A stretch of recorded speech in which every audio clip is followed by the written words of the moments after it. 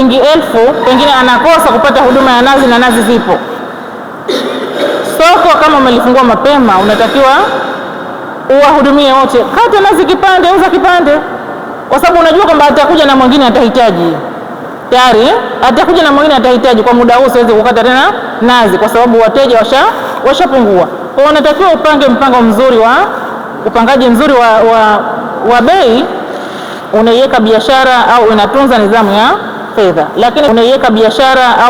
nidhamu ya fedha, lakini pia nidhamu ya matumizi. Unachokipata kigawe katika mapato, tayari ukiweka katika mapato, lakini pia eka matumizi yake kwa uhakika wa kuto kuiharibu biashara yako. Za usafiri, unaposafirisha mzigo, mfano umeuagizia Dar es Salaam au umeagizia kaskazini kuja kusini au popote pale, lazima utunze kumbukumbu juu ya kile ambacho umetumia pale.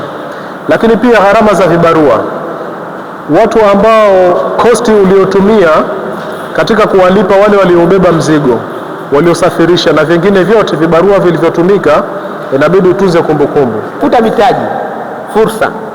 Jamani, fursa lazima uifuate. Fursa haiji hata siku moja. Tumesikia ZEA wanatoa mikopo, sifa zao ni hizi na hizi. Je, tunazo? Kama hatunazo tutafute, tuende. Jamani, fursa ili tukue kibiashara, basi lazima fursa tufanye nini? Tuzichangamkie. Inatolewa kupitia wakala wa uwezeshaji wananchi kiuchumi, haina riba. Utakachopatiwa ndicho utakachorejesha.